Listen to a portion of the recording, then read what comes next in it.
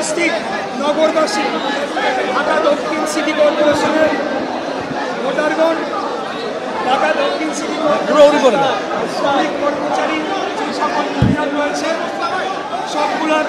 নেতৃত্ব এবং সদস্য ভাই ও বোনেরা এবং দীর্ঘ 2 সপ্তাহ যাবৎ আমাদের এই ঢাকা দক্ষিণ সিটির নগরবাসী আন্দোলনে সকলে যারা ঝড় বৃষ্টি উপেক্ষা করে আন্দোলন সংগ্রামে অংশগ্রহণ করেছেন এবং মিডিয়ার সর্বোপরি মিডিয়ার এই বৈরী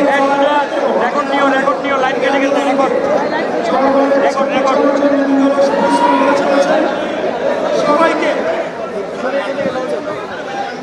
কোন স্লোগান যদি কেউ দেয় তাকে আমরা হার করে বের করে দেব। কেউ স্লোগান দিবেন না। সবাইকে জানাতে চাই, বাংলাদেশের সর্বোচ্চ আদালত সুপ্রিম কোর্টের আপিল বিভাগে মাননীয় প্রধান বিচারপতির উপস্থিতিতে বিগত ঢাকা দক্ষিণ সিটি নির্বাচন 2020 সালে অনিয়ম আমরা যে নির্বাচন ট্রাইব্যুনালে যে মামলা করেছিলাম সেই মামলার যে রায়, সেই রায়কে বাংলাদেশের সর্বোচ্চ আদালতে বৈধতা দেওয়া হয়েছে এবং এর বিরুদ্ধে যারা আপিল করেছিল সেই আপিলকে খারিজ করে দেওয়া হয়েছে। এর মাধ্যমে আমাকে মেয়র ঘোষণা করে নির্বাচন কমিশনের যে গেজেট প্রকাশিত করা হয়েছিল সেই গেজেটকে বহাল রাখা হয়েছে। আমরা বলতে চাই আজকে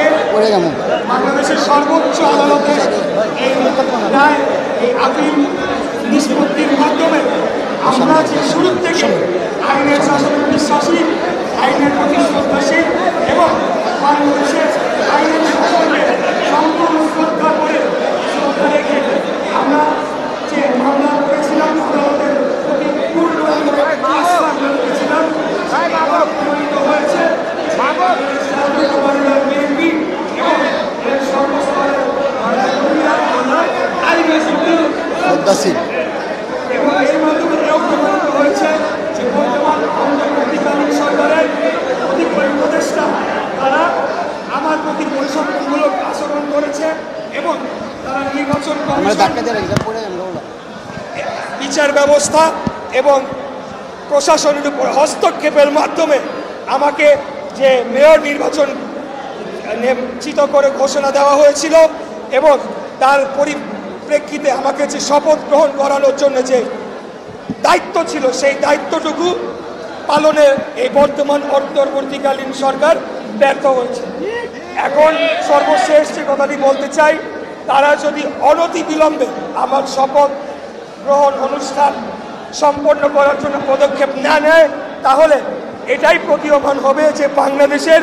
সর্বোচ্চ আদালত এবং আপিল বিভাগের প্রতি তারা আদালত অবমাননার সামিল হচ্ছেন এবং অবমাননা করার মতোই একটি পদক্ষেপ নেওয়া হচ্ছে। অতএব আমি বর্তমান অন্তর্বর্তীকালীন সরকারের সকল পর্যায়ে যারা এটার সাথে সংযুক্ত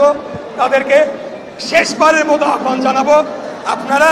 অবিলম্বে আমার শপথ গ্রহণ অনুষ্ঠানের জন্য পদক্ষেপ নিন, অন্যথায় আগামীকাল থেকে ঢাকা নগরবাসীকে সাথে নিয়ে এই আন্দোলনকে আরো বেগবান করা হবে, আরো চূড়ান্ত করা হবে